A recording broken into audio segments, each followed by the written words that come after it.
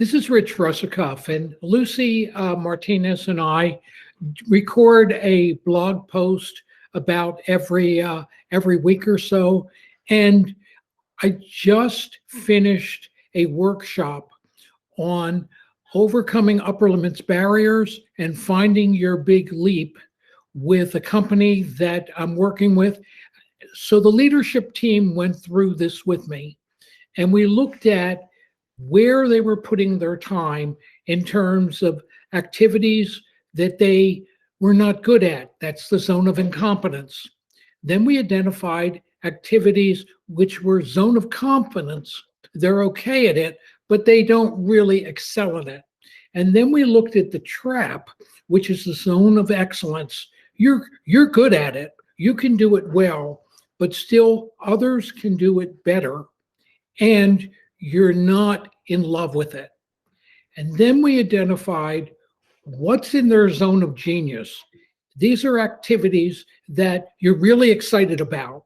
You do well. Time stands still when you do them, and you excel at them. They go way back to your childhood when you just first discovered what your zone of genius was. And genius comes from the word genie or thought or idea. So we went through them.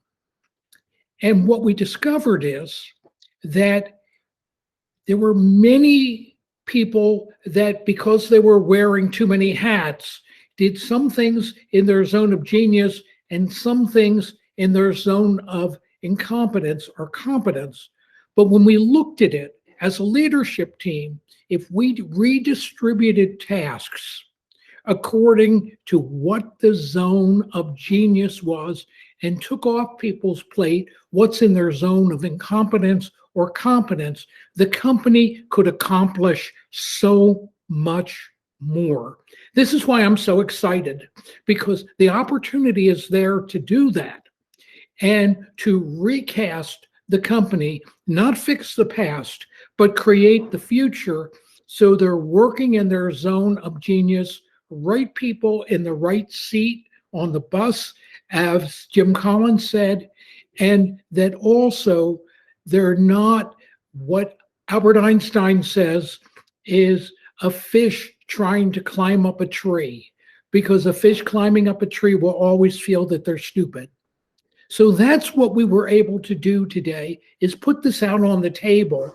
Now the next step is to look at these roles and responsibilities and decide who should do what where, and how do we take this team and reshape responsibilities and maximize everyone playing their best each day, loving what they do and contributing to success. We also looked at upper limits barriers, and we looked at what was causing people to self-sabotage what they do well.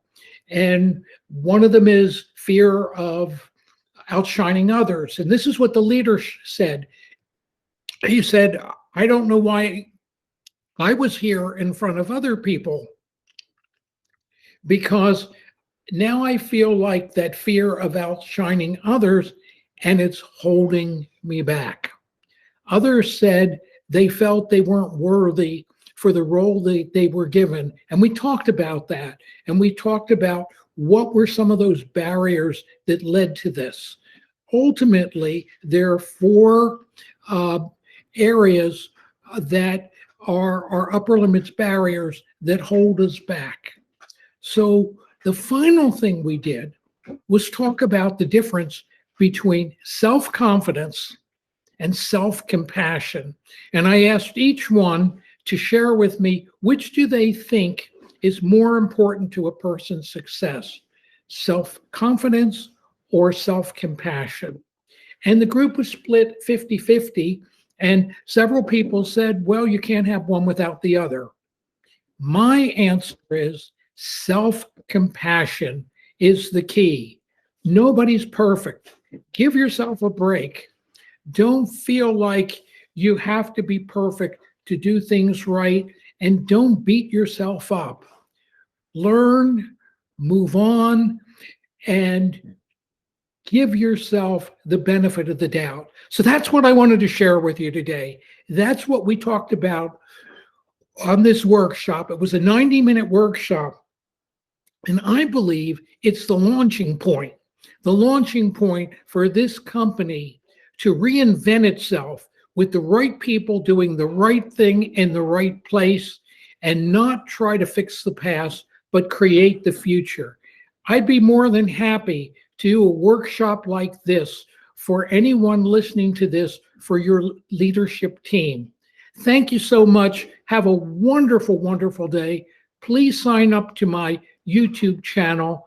And if you haven't yet, buy a copy of my book, People, Time, and Money.